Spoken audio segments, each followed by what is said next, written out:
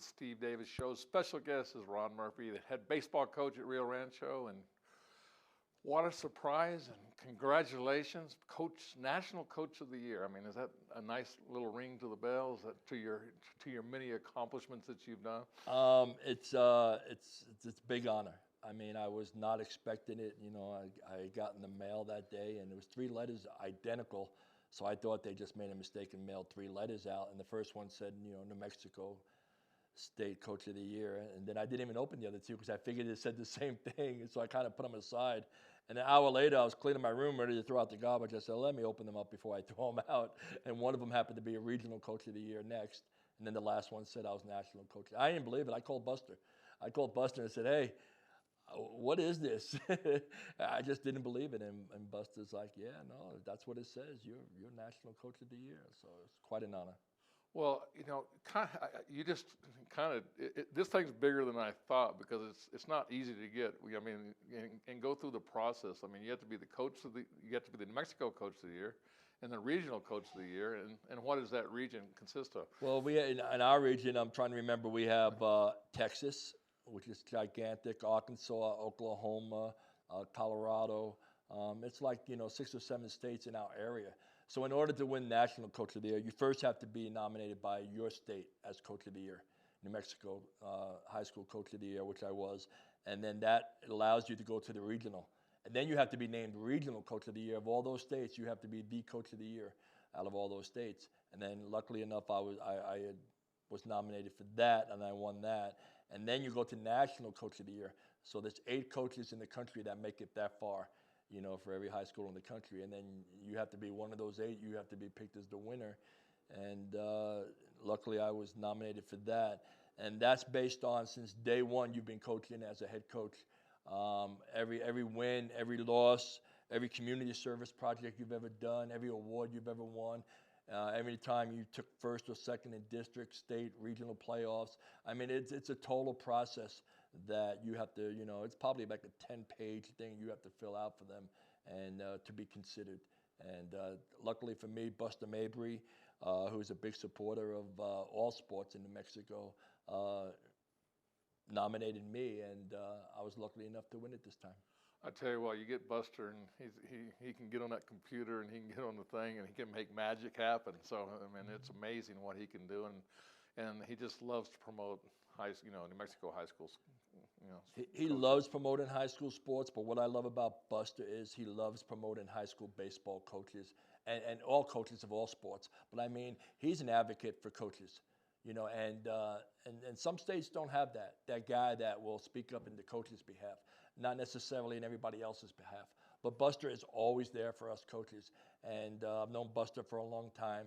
And, you know, he goes and fights the hard battle for us, and it's key to have a guy in your corner like that. Well, you just think about it. I mean, here's how tough it is.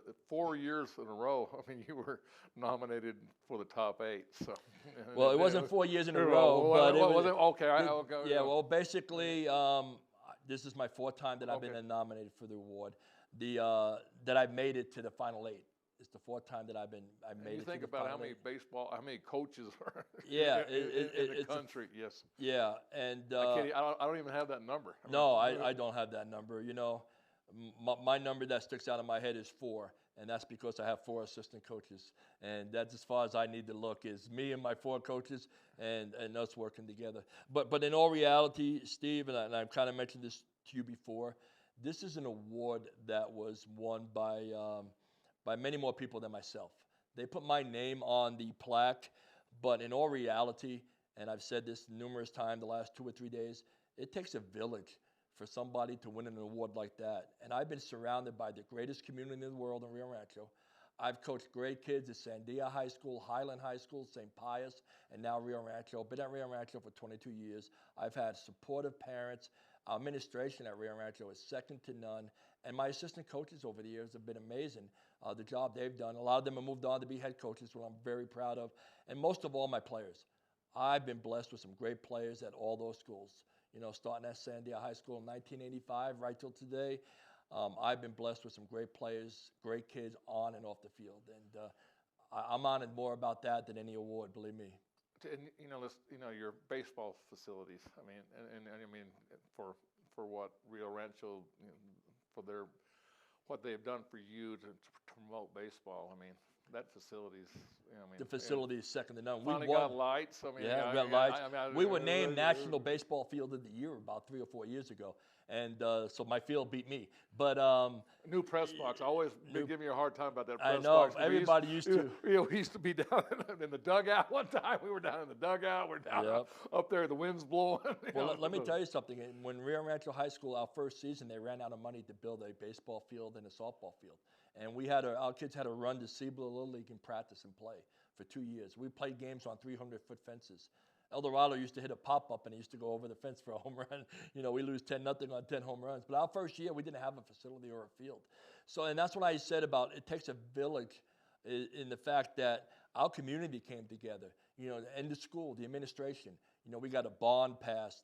We had city councilmen, state legislatures. I mean, our field has been pieced together by different people in our community and in this state to kind of, hey, let's build your indoor cage. Let's help you with your outdoor cages. We have businesses step up like Dairy Queen, Tony Otero, and Jeff Wallace from Allstate Steel. I mean, we had parents with businesses. So our parents actually built those dugouts on the field by hand.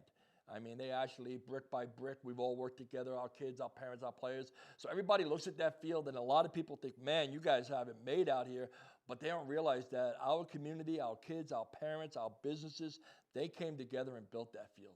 And that's what I'm most proud of when I walk into that facility, is that it wasn't just given to us. It was, hand-directed, led by our first athletic director, Mr. Gary Veem, that led the way and spearheaded us getting all that done. And we had a choice, either complain and cry and gripe because we didn't get a field and the rest of the high school was built, or do something about it. And our players, parents, and school and administration and community decided to do something about it. And look what we have now. One of the greatest high school facilities in the country, and I'm real proud to walk through those gates and practice every day with our kids on it. Well, one thing that you were the driving force. I mean, I'm just saying you could all those things, and it's remarkable. And I think the word is, if you're out there driving that force, it doesn't. You took Rio Rancho and they embraced you for your hard work. I mean, it's kind of a great testimony for young coaches out there. Is just get out there and. It wasn't like it was just hand given to Ron Murphy. Oh well, you didn't even have baseball fields to work, and you made it happen. I've been honored to speak at a few coaching clinics of the high school coaches and speak at their clinics. And one of the things I always like to talk about is how to build a successful program.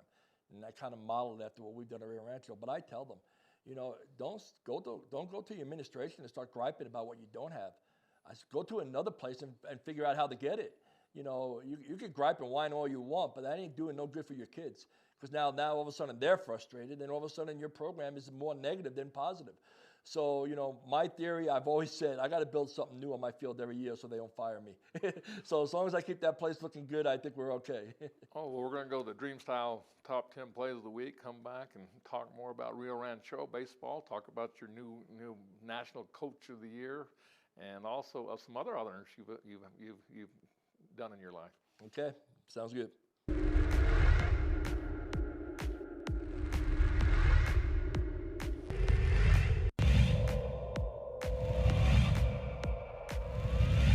Guy you want to see running. He's on pace for 1,400 yards this season, and there's some of those yards right there, right up the middle, and he's looking at an easy run, one man to beat, beats him for the touchdown. 45-yard touchdown by Ortiz. First down and goal from the 10. Play action and a fade to the end zone. And well, there he is.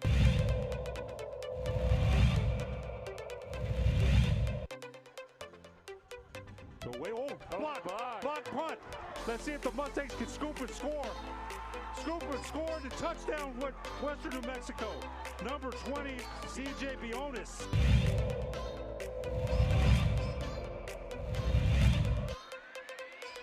Out of the play fake, throwing to Colson in the end zone. Touchdown. Touchdown.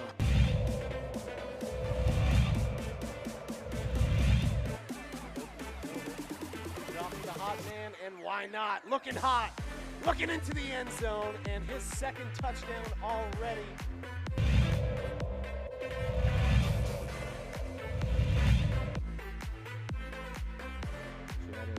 Pulse, headed in, and that's 2-0. And I think it's Johnson, and it is.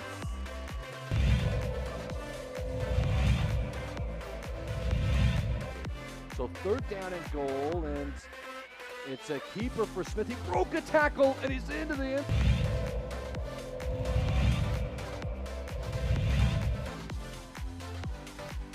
Holy fumble. Hit by Calhoun. Ball is fumbled.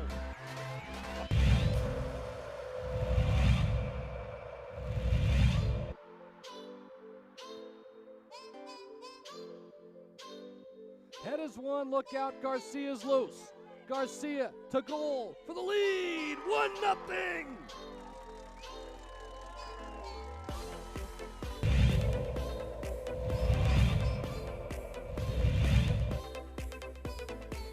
Go play action, rolling out to the right.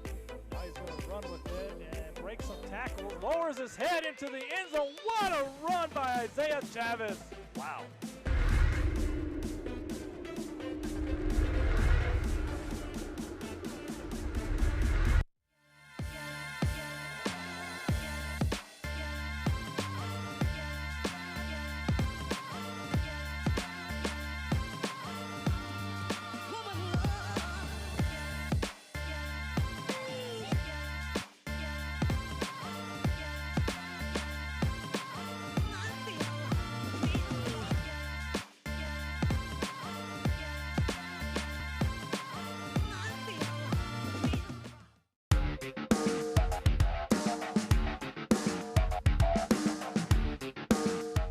Hey, welcome back to Steve Davis Show. We got Ron Murphy, the National Coach of the Year. I mean, I just got to throw that in there and make you, National Coach of the Year. But you're not done, okay? You keep learning that it's for old guys. Well, I think there's a few more years left in this, in what you're trying to accomplish. You know what? Everybody keeps asking me this year because I have a son, Tyler Murphy, who's a senior. And I think they just assumed that because he's going to graduate, that I'm graduating, I guess, because I got asked 20, 30 times this year, is this your last year? And this is your last year. And my answer is no, I'm not planning on it. I love coaching. I love being out there with kids. And if I can live another 36 years, we'll go for another 36. So, I love being out there, and I'm excited to keep going. Let's touch on another one, New Mexico Hall of Fame. I mean, comparison, shock. I mean, kind of the comparison between the two. Well, actually, I'm nominated for the New Mexico Hall of Fame, but I've never been named. But even more of an honor, I'm in the Rancho Sports Hall of Fame, which I'm real proud of. When your own school recognizes you, to me, that is phenomenal. So. But no, I've been nominated for the New Mexico Hall of Fame for a couple times, but that's okay. Well, I guess now we're putting that bandwagon. I'm promoting you there right there. So those things really don't matter to me. I get excited for them in the fact that it reflects on our program. Other people realize how good our program is, how good our kids, our parents. I get excited for that because I know that other people recognize that. Otherwise, we wouldn't get those awards, and I wouldn't win those awards. So to me, it's a program award. It's about my players, my kids, and everybody else. So, other than that, it's a piece of paper. If I had a choice of a piece of paper or to go on the field with my kids and have practice, I'll choose the field any day. You tell me the story how you got to Albuquerque, New Mexico. I didn't know this, and as much as I've known you over the years, I didn't realize how, a great story. Yeah, I'm not even sure how I got here half the time, but growing up in New York, we had 8 kids, the oldest of 8. My dad worked from 6 in the morning to 10 at night. Didn't see my dad Monday through Friday, saw him on the weekends, and so being in New York, you have a lot of distractions, a lot of things to do. And my dad was always worried that if I stayed there, I would hang out with the same crowd, hang out on the same street corner, and maybe not do nothing with my life. Go to a local college, and who knows if I even stay there.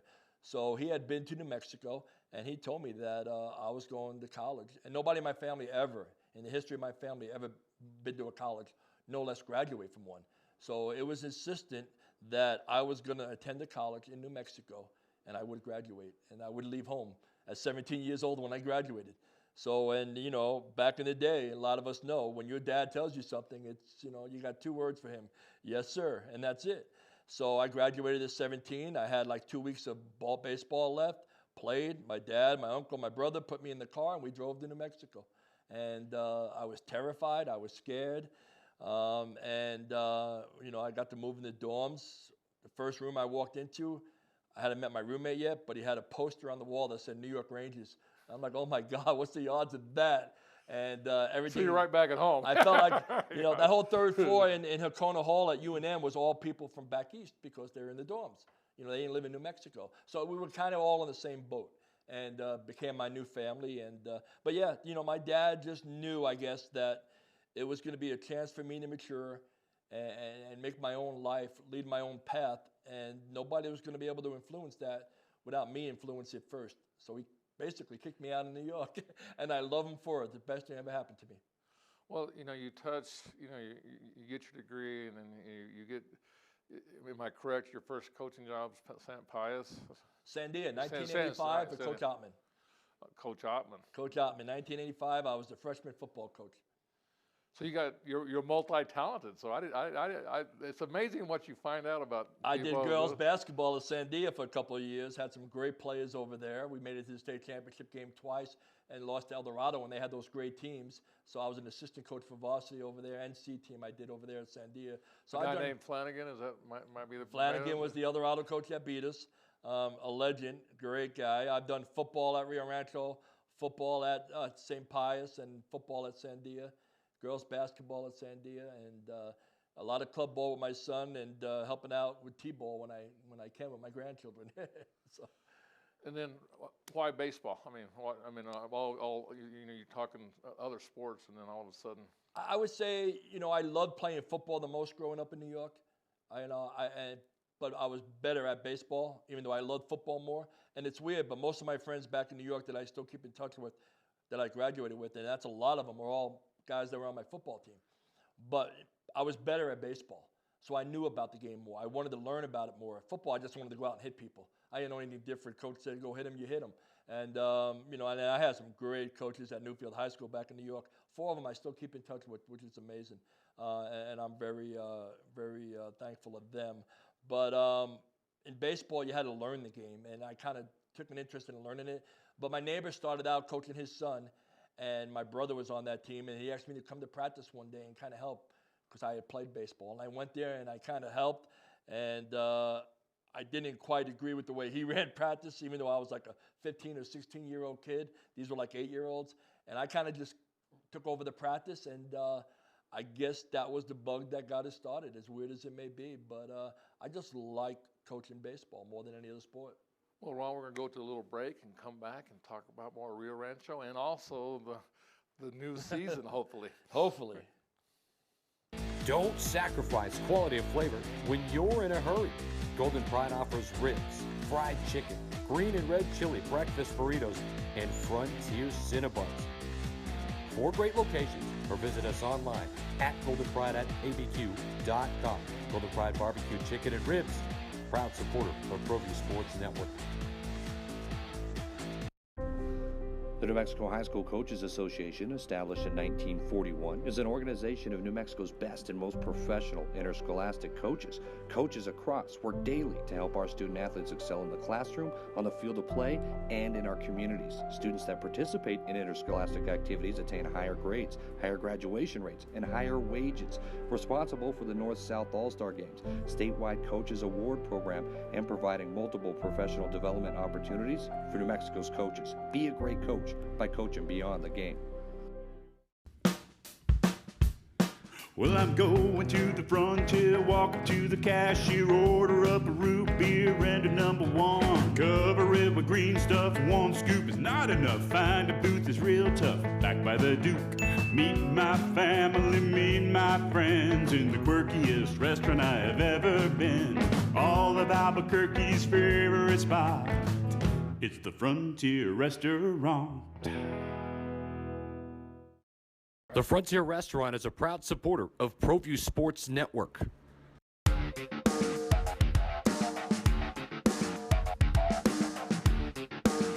Hey, back to Steve Davis Show. We got Ron Murphy, National Coach of the Year, head baseball coach at Rio Rancho, and little different times right now. I mean, this has been an amazing year. I didn't realize until we spoke before the show about, no baseball last year. I mean, this is, it seems like time goes by, no spring sports. And kind of walk me through that period of time and then up to where we are in the present. Yeah, it was devastating. We had played probably the most games in New Mexico than any other high school team. We played like 5 or 6 games, and most other teams played like 2 or 3. And when they said, okay, we're cutting all sports for 2 weeks. So they kind of sent home everybody in the state for 2 weeks and said, okay, and not knowing that 2 weeks was going to be till now. So it was devastating. Your seniors just lost their year, trying to figure out how to do things right by the seniors. You lost your banquet, your seniors, the dance, the prom. You lose all these things that these seniors, Your tournament. Your tournament, our Sal Puentes tournament, playoffs. We were getting ready to get on the bus when they canceled us going to Las Cruces for their tournament. When they called us up and said, "Hey, we canceled the bus. Go back home. We're not sure we're playing this year." So it was devastating. Mainly for our kids, they were heartbroken, and we had a senior parade as a goodbye at our field for senior night, where the cars all drove by, and we had like probably 2 or 3 miles of cars. It was awesome, but it wasn't the same thing as saying goodbye to them on the field. Well, and get to see them play on the field and see if that blue trophy was something that and it was a goal or a district trophy, or those are the things that we felt like we had the best team I've ever had in my 36 years last year. We had some kids all that one kid Noah Broschweiger, Shuggy, Jacob Broschweiger went to the Naval Academy, but he had college offers, and the other 5 seniors all went to play college baseball. And at the time, 4 of them had D1 offers. Which is amazing for one school to have 4 D1 kids that are getting an offer. So, we had an outstanding team with, Noah Brewer, Clayton Kemsky, Stanfield, Ethan Silcox, and, I mentioned Shuggy already. And the team was just outstanding. And for us to have that season taken away from us when we really felt like, we could do some damage in the state playoffs was tough for our kids, no doubt. Well, I tell you, and now, coming to the present, you had your first practice last week, and hopefully positive signs are happening over the next couple months. Yeah, officially it's not official practice, but it's workouts. We're allowed to do a 5-to-1 ratio by the governor's orders. We got to stay in small groups. NMA has their hands tied by what the governor allows them to do. So, I think if NMA had their choice, we'd be able to do a lot more. But I obviously can't speak for NMAA, but I'm very appreciative of everything they tried to do for us. Sally Marquez and Dustin Young have been amazing over there. And I know Sally wants us back on that field more than anybody else. So now it's April 5th is our first day of tryouts and practice, and then we play the week after that. And we've been limited to 20 games instead of 26. We can't travel anymore overnight, so we can't go to the El Paso tournament, the Cruces tournament. But we have a 20-game schedule at least, and I'll take it. Just for our kids to be on the field, I'll be excited. So right now, it's basically off-season workouts. We're allowed a 5-to-1 group. I'm hoping that the governor today, if she's listening, is opening things up in New Mexico and gives us a chance to have a bigger group or start having some games and letting our kids stay home. Our kids are paying a lot of money to travel right now to play with club teams. And it sure would be nice if they could play in New Mexico. Well, that brings up a great issue, club teams and high school teams. It's got to be tough for you where you can only be, 5, you can have only 5 people to practice with, and you're seeing club teams and that are going on, taking revenue out of the state to play in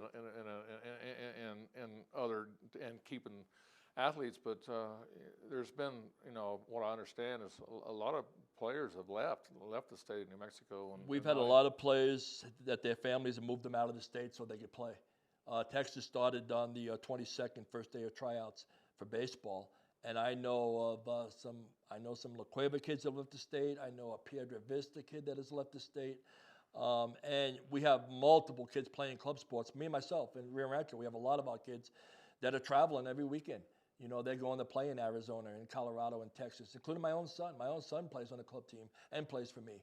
So, you know, he traveled to San Antonio, Corpus Christi, Arizona, Tucson with Coach Alchemy playing over there, the 5-tool tournament. And so our kids are paying a lot of money to travel out of state right now with club teams. And we're trying to bring them back to high school sports again. But, you know, of course, that's going to rely on what the governor says and what we're allowed to do and not do in this state. How's it affected, you know, the student athlete, you know, trying to keep them? I mean, you know, like just going back to last year, you know, you're playing, everything's going good, you know, everything looks good, and all of a sudden you're getting on the bus and it stops, and then, you know, no summer.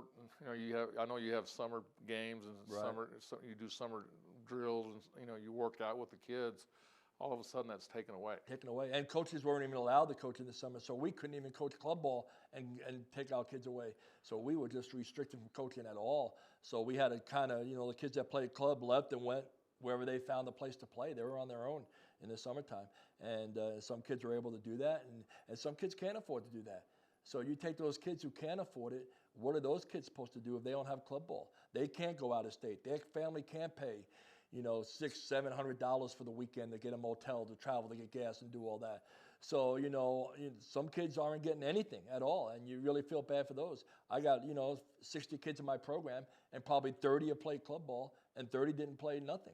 So, I mean, you know, it's really tough. And then, you know, you got some schools where, you know, depending on where they are, they may not have any kids playing club ball. And what are they supposed to do?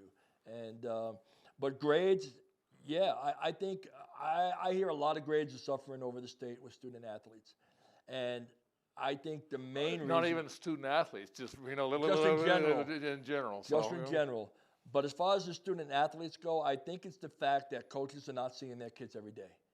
You know, we see them on Zoom and everything. I'm lucky that I have them all in my class. And I'm on kids about grades every week. You know, but I have that technology, and every kid's on my computer screen. I can see everything they're doing that day at school. So I keep on my kids, but not every coach has that. Not every school district has the technology that Rancho High School has. So I think the fact that I'm on our baseball players so much, our grades have not dropped that much. But I know I've talked to other coaches that don't have that. Their kids are not in their class. They don't get to see them as much.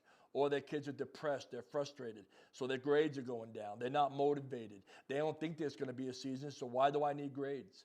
You know, so it's definitely, it's been an impact on student athletes. So your coaching has gone to a different, you know, a different motivational level, just to say that baseball's not...